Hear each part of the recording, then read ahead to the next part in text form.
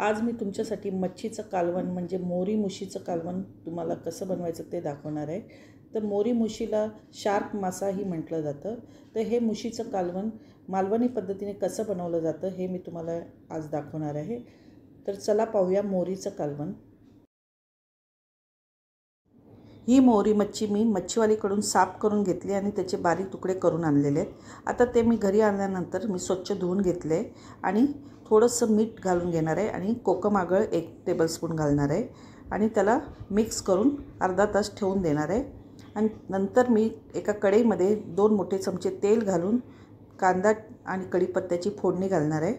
बघा याप्रमाणे आपण कांदा आणि कढीपत्ता परतून घेणार आहोत आणि चांगला मऊ झाल्यानंतर आपण त्याला आलं लसूणची पेस्ट त्याच्यात टाकणार आहे।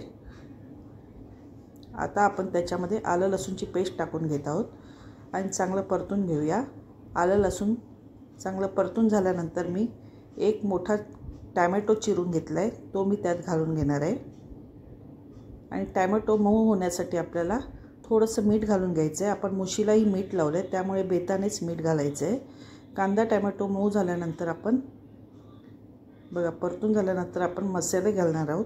मसाल्यामध्ये आपण हळद आणि गरम मसाला, धने जिरा पावडर आणि लाल तिखट आणि मालवणी मसाला घालणार आहोत। सगळं आपण 1 टीस्पून घातलेलं आहे आणि मालवणी मसाला 2 टेबलस्पून घातले। जेवढं आपल्याला तिखट पाहिजे तसं आपण घालू शकता आणि मसाला चांगला भाजून झाल्यानंतर आपण मालवणी वाटण असतं ते घालून घेणार आहोत। तुम्हाला जेवढी ग्रेव्ही पाहिजे तेवढं वाटण घालू शकता आणि थोडंसं पाणी घालून चांगले मसाले आणि वाटण परतून घेऊया म्हणजे त्याला चांगली तरी येईल। बघा याप्रमाणे परतून झाल्यानंतर आपण मसाले चांगले भाजले आहेत। याप्रमाणे आपले परतून झाल्यानंतर आपण मुशी घालून घेणार आहोत।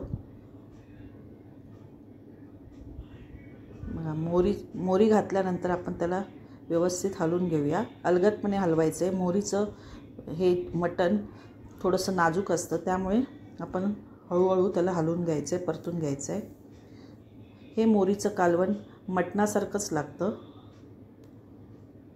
आता आपण त्याच्यामध्ये कोथिंबीर टाकून आणि कोकम टाकून घेतलं आहे। सगळं हळूवारपणे मिक्स करून घेत आहोत आणि त्याला 10 मिनिटासाठी मीडियम गॅसवर किंवा स्लो गॅसवरती ठेवून द्यायचं आहे। आपल्याला ग्रेव्ही जेवढी पातळ पाहिजे तेवढं पाणी घालून घ्या। गरम पाणी घातलेलं आहे मी। बघा याप्रमाणे आपण 10-15 मिनिटांनी त्याला व्यवस्थित मिक्स करून घेत आहोत। मग आपली मोहरी शिजून आली आहे। या मुशीचं कालवण किंवा मोरीचं कालवण तुम्हाला आवडलं असेल तर प्लीज मला लाईक, शेअर, सबस्क्राईब करा। नमस्कार।